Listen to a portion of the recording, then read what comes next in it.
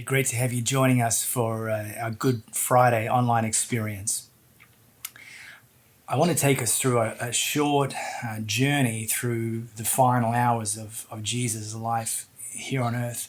And this might be a story that's familiar to some of you and maybe completely unfamiliar to some of you.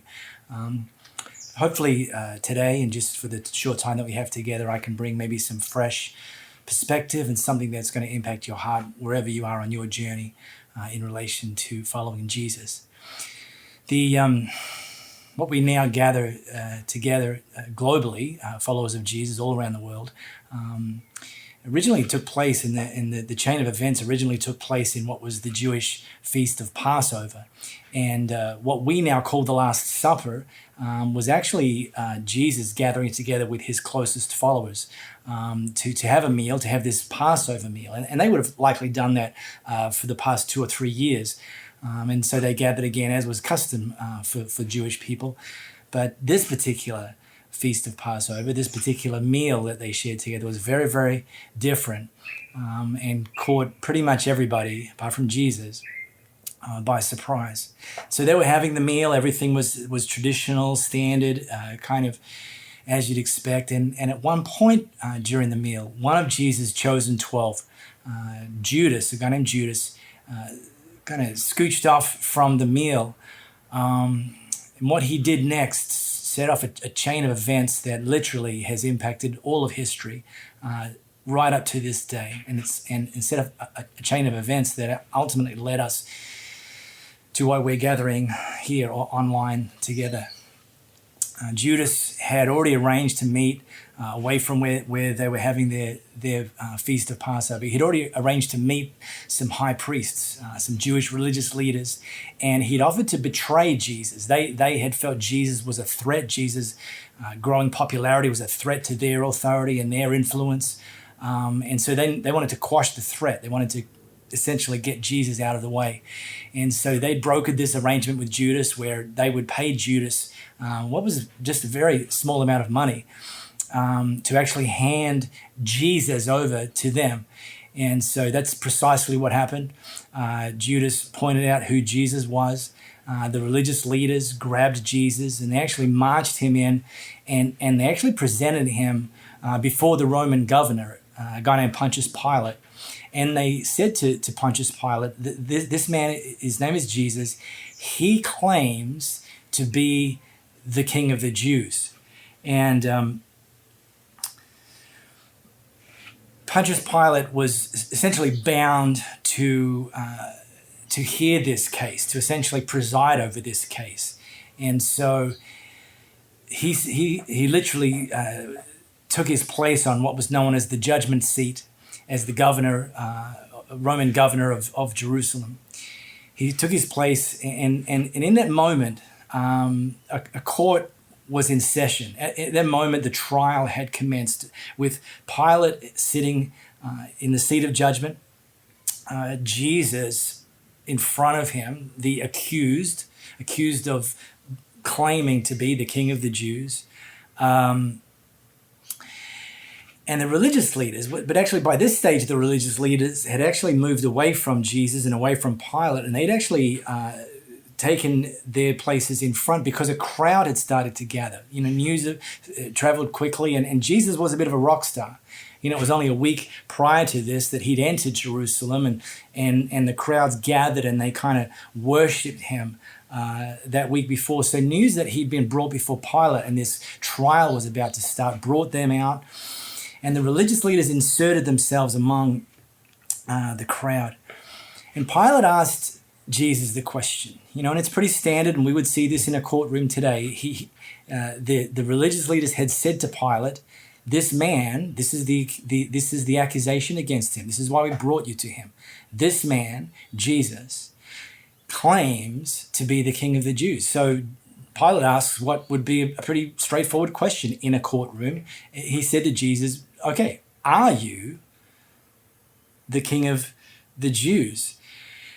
And see, Pilate, as the Roman governor, he was kind of facing staring down the barrel of a checkmate situation, because in the Roman Empire, which was vast and sprawling, they had taken over countries, they'd taken over regions, and they had essentially absorbed all of those countries and absorbed all of those regions into the Roman Empire. So what was once other colonies, other regions, other countries called by name with their own rulers and their own government, they were now part of the Roman Empire.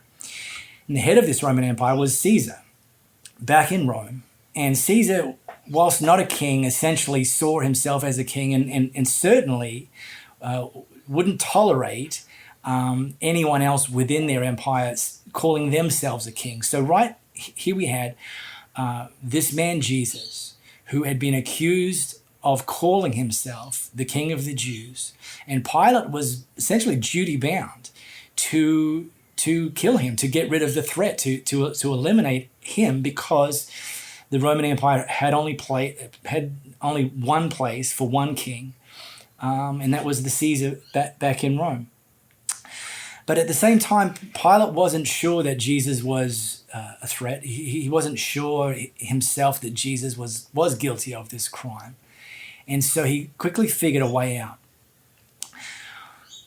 It was customary every year, or tradition every year, for the Roman governor to release one of the prisoners, essentially pardon one of the prisoners that was held captive at the time, to pardon them and release them. But the person chosen to be released was actually to be chosen by the crowd, and that had happened every year. And so what Pilate thought to do is rather than him make the decision, he essentially decided he was going to abdicate that responsibility and put that responsibility out to the crowd. So he called for one of the most infamous criminals, a criminal that would have been known to the people in that area, a man named Barabbas.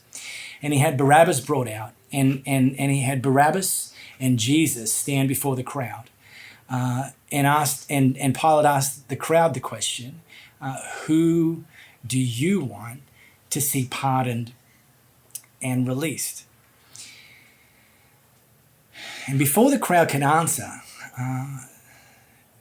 something peculiar happened, and a woman entered the pages of history in that very moment. And that woman, her name is Claudia. And Claudia was actually Pontius Pilate's wife.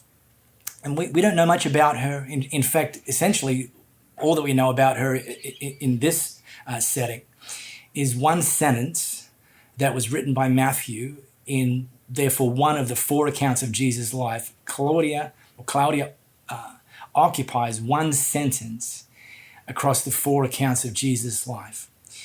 And this is what Matthew wrote in that moment. While Pilate was sitting on the judge's seat, his wife sent him this message: "Don't have anything to do with that innocent man, for I have suffered a great deal today in a dream because of him."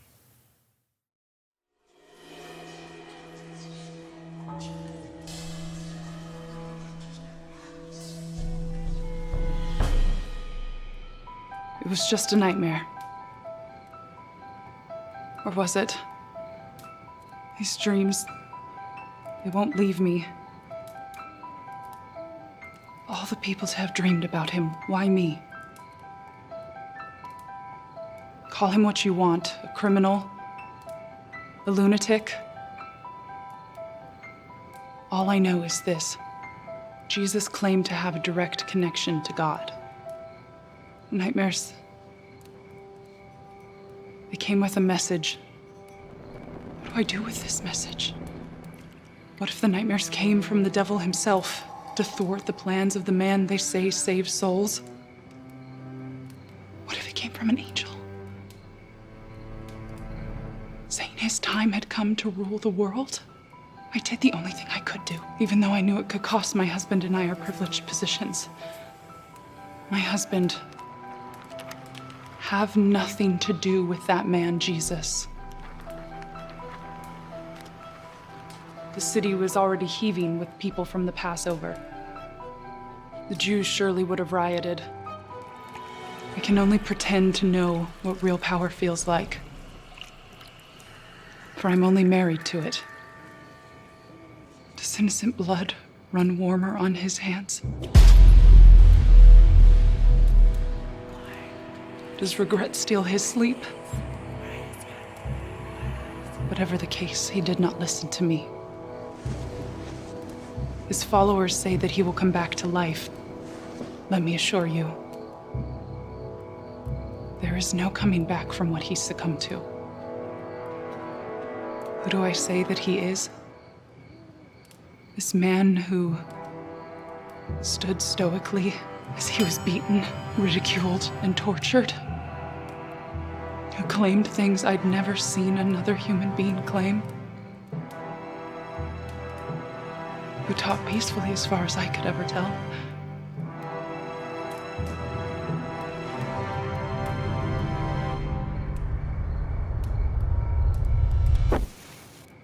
I have no idea who he was. But it doesn't matter. He's dead.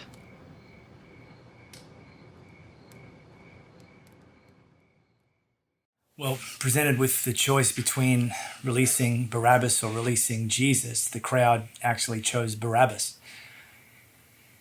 And because of that, within 1 hour of Claudia sending her husband the message, Jesus was hanging on a cross.